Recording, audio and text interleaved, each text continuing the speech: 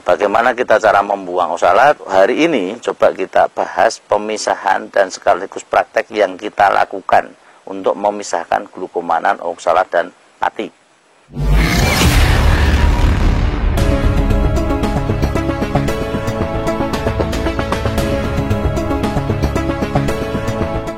Halo, assalamualaikum warahmatullahi wabarakatuh. Beberapa waktu kita tidak ngisi konten ya. Hari ini kita membuat suasana yang berbeda, karena apa yang saya sampaikan kemarin kepada petani intinya ialah bagaimana meningkatkan untuk harga komoditas tanaman porang ini ke depan ya. Petani pertama mungkin agak harus bersabar untuk menahan harga. Yang kedua nih, ya mau nggak mau kita harus mulai melakukan pengolahan, baik itu pengolahan chip ataupun sudah berwujud tepung. Nah, kebetulan di depan ini ada hasil karya kita ya. Nah, saya coba untuk memisahkan tepung glukomanan yang ada pada porang. Dan ini untuk hasilnya tepung yang saya pisahkan lumayan baik dan lumayan baik. Cuman kita belum tes uji karena ya kita tidak punya laborat untuk ngetes seberapa banyak oksalat yang masih tertinggal. Yang kita uji ialah rasanya nanti kegatelannya masih ada atau tidak. Ini untuk teman-teman yang di luar, ya, ini apabila memasak proses porang ini karena oksalatnya lumayan tinggi, sebaiknya ya jangan dimasak dengan treatment yang mungkin tidak mengeluarkan oksalat, atau mungkin direndam dengan sesuatu hal, atau mungkin oksalatnya cuma ditumpulkan yang pada dasarnya ada yang sebagian pakai abu. Nah, ini ialah tidak membuang oksalat. Nah, bagaimana kita cara membuang oksalat? Ya, nanti kita kupas di sini. Tapi ya, kita coba lihat untuk hasil dari tepung yang saya pisahkan. Kebetulan saya di sini ada gelas, terus ada tepung juga. Nah, ini gelasnya, gelas ini gelas plastik ya lumayan agak tinggi lah. Kebetulan ini botol air mineral yang kecil ya. Kita masukkan, kita tuangkan di sini. Saya menuangkan ya hampir ya 50% lebih ya dari gelas ini ya. Batasnya di sini ya. Nah, kita coba masukkan. Ini sekaligus kita lihat waktunya ya. Saat ini jam 12:22, mungkin bisa dilihat. Ya, kita masukkan untuk tepung glukomananya 1 sendok. Ya, 1 sendok kita masukkan. Terusan kita campur. Di sini kita aduk.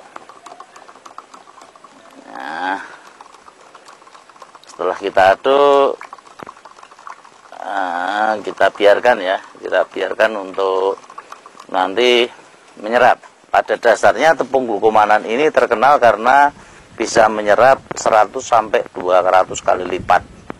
Ya, makanya jangan salah kalau umbi basah ini begitu nanti dibikin chip, terusan dibikin tepung dan kita pisahkan glukomananya, itu untuk menghasilkan 1 kilo tepung glukomanan ini membutuhkan setidaknya 10 sampai 12 kilo umbi basah. Nah, ini ya satu tepung glukomanan.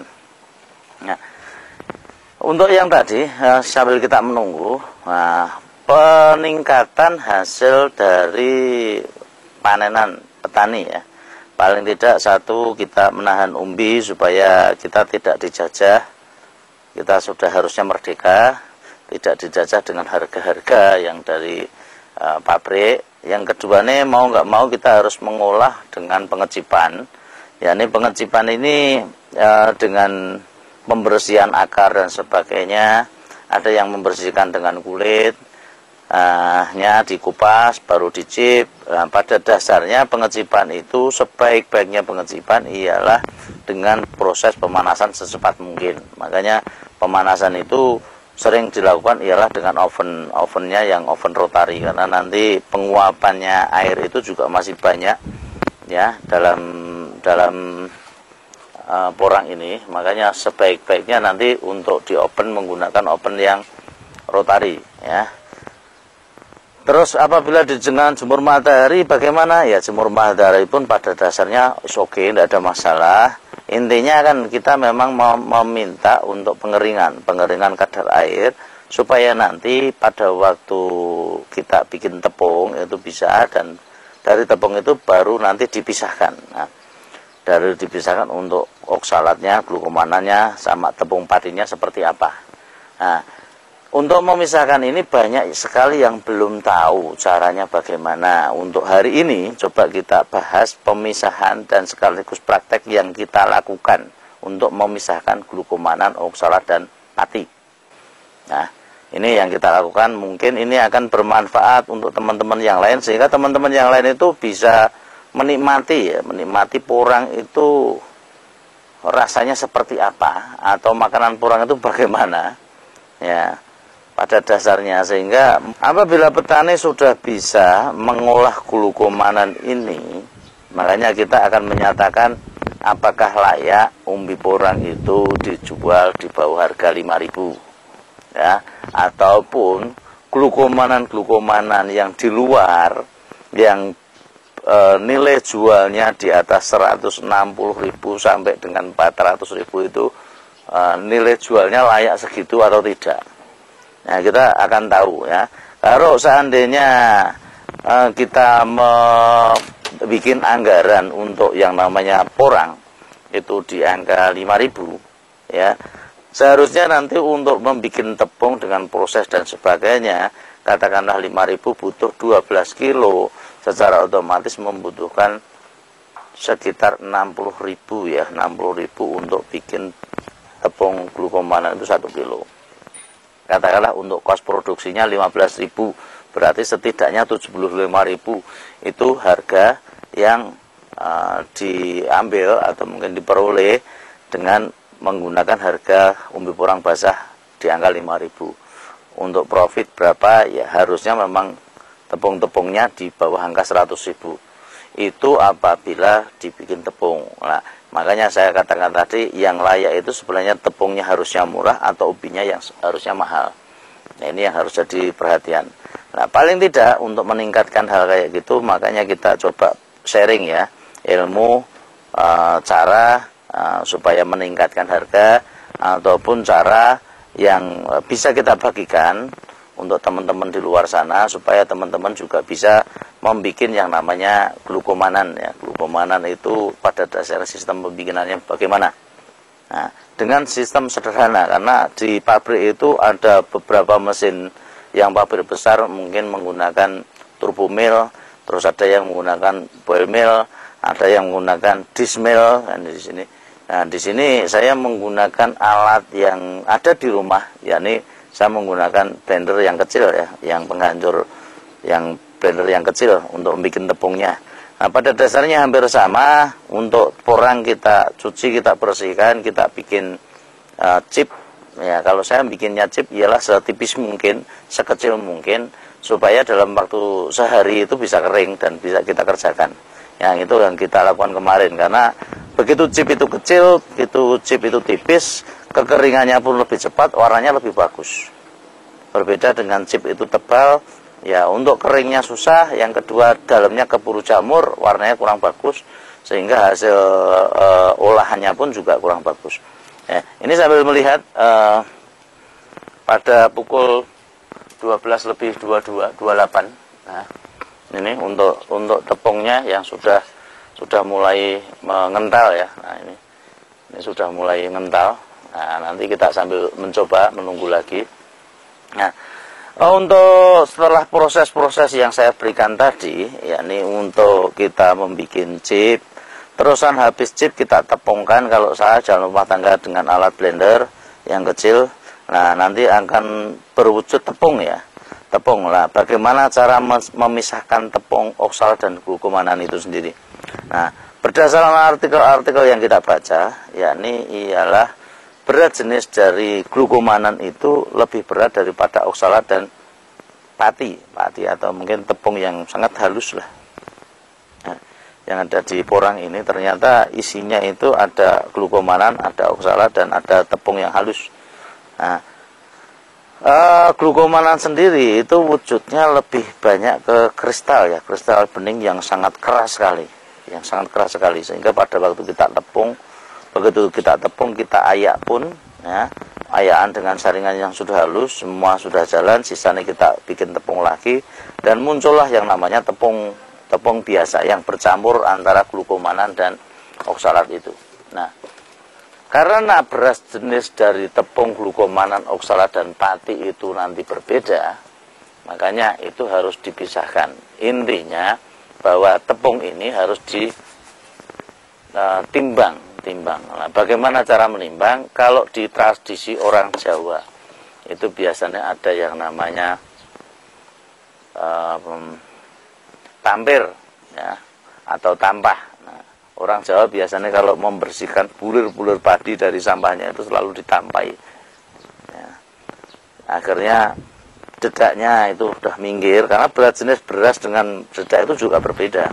Nah, di tepung ini juga pada prinsipnya hampir sama ya, karena saya tidak bisa napeni, ya, makanya saya pisahkan dengan cara-cara yang lain ya. Dengan alat sederhana yang kita gunakan dan alhasil alhamdulillah kita sudah lumayan bisa ya. Nanti kita lihat di akhir video kekentalan dari glukomanan yang kita coba. Nah, saya sudah membuat sebenarnya ini yang saya bikin hari ini tadi. Ini yang saya bikin hari kemarin ya.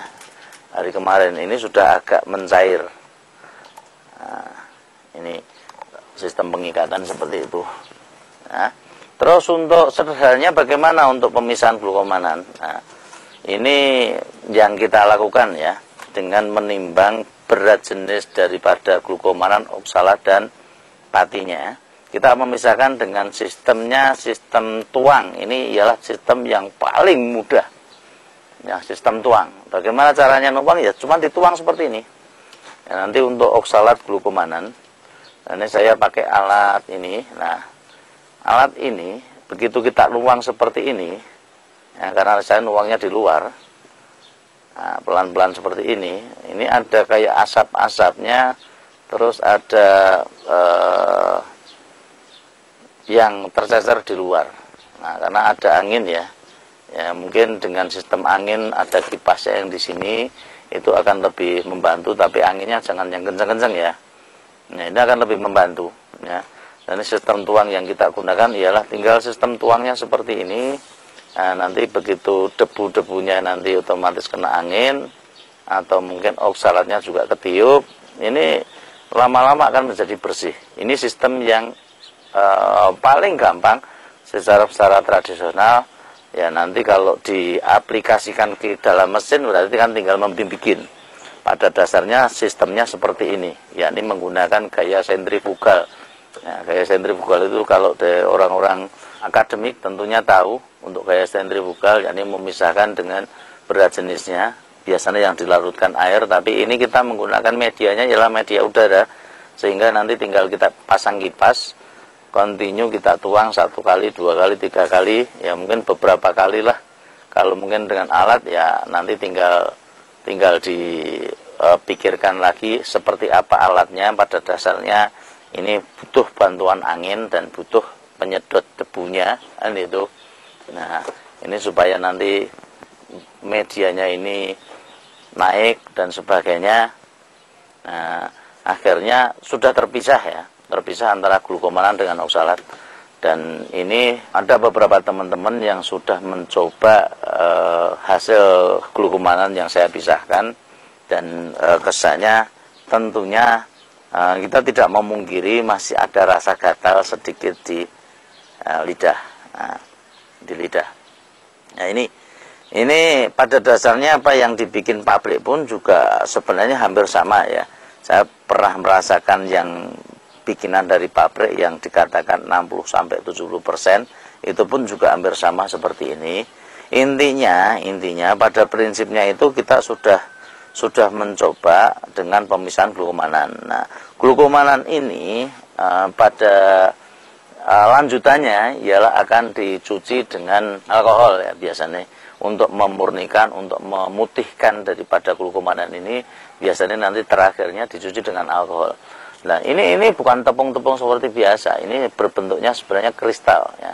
Kristal yang sangat bukan kayak debu itu enggak. Lah, glukomanan itu karena bentuknya adalah kristal. Kristal ini sangat sulit dihancurkan. Nah, begitu kerasnya ya. Hancurnya bagaimana? Ialah dengan adanya air. Ya, kalau dengan air itu hancur. Buktinya apa? Ya, kalau kita sudah menambahkan air, nah kita akan mengembang, mengikat 100 sampai 200 kali lipat daripada air yang ada di luar. Ya, dengan adanya 1 sendok yang kita campur tadi, ini sudah pengentalannya sudah seperti ini. Nah, nanti akan mengental jauh lebih mengental lagi terus menerus. Nah, ini sudah berapa sendok yang ada di sini. Nah, ini dengan air yang saya gunakan ialah air dingin ya.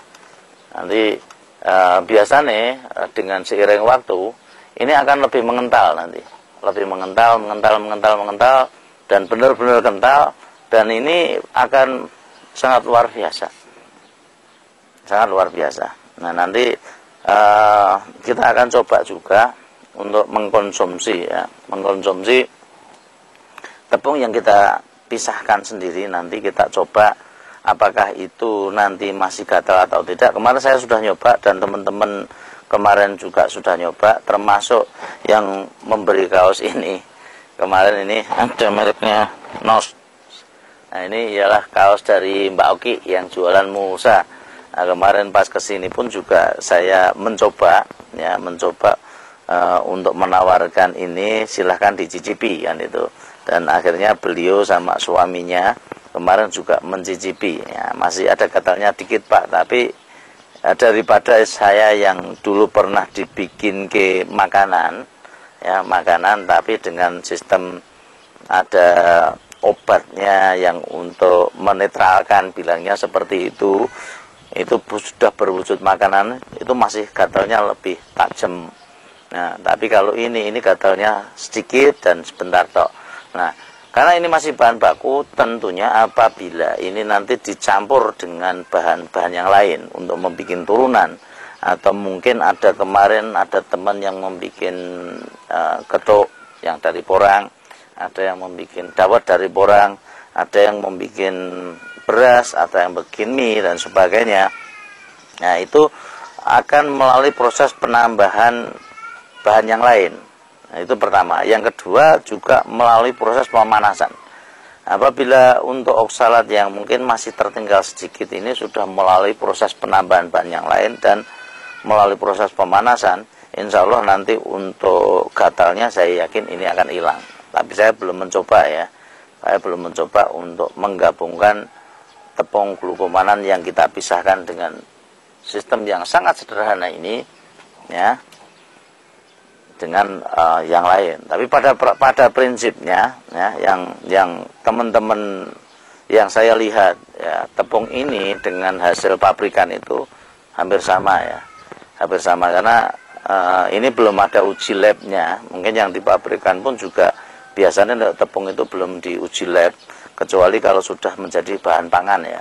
Bahan pangan itu nanti perlu uji lab kadar oksalatnya berapa dan kandungan gizinya seberapa. Nah, itu pada prinsipnya saya sudah sangat puas dengan produk ini. Tinggal bagaimana nanti kita membuat produk turunan dari olahan hasil porang. Yang jelas ini ialah suatu cara yang mungkin harus diketahui banyak orang, bagaimana cara memisahkan oksalat glukomanan ini secara rumahan, secara biaya yang sangat minim. Karena dari dulu saya browsing itu sangat jarang yang mau membagikan, bahkan ada di seminar-seminar yang saya lihat itu tidak mungkin home industry bisa memisahkan ini kan itu. Dan ternyata ini sangat simpel dan kita bagikan kepada teman-teman semua. Ya, saya mohon doanya saja semoga ilmu ini bermanfaat. Nah, ini cara-cara memisahkan glukomanan. Dan ini kebetulan sudah 22 sampai ini 39 ya. 39 3 menit lagi kita ada sekitar 20 menit. Dan ini wujudnya untuk glukomanan sudah semakin mengental ya. Nah, nanti untuk dirasakan bisa saja nanti dirasakan seperti ini. Ya. Ya, nanti untuk tesnya ya. Jangan khawatir ya, saya tes.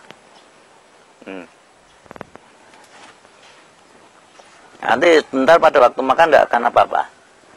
Ya, nanti beberapa waktu, mungkin 1 menit, 2 menit, nanti akan mulai merasakan ya. Sedikit gatal-gatal di lidah. Ada yang merasakan di lidah, ada yang merasakan di bagian atas, ada yang merasakan di mana. Nah, itu karena ada oksalatnya kita memang belum benar-benar bersih. Ya. Nanti dengan pencucian dengan etanol, dengan alkohol itu akan memurnikan lagi untuk oksalatnya bisa larut.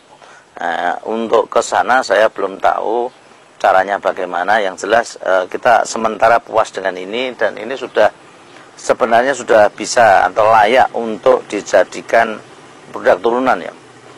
Nah, ini mulai ada gatalnya di belakang. Agak menggigit.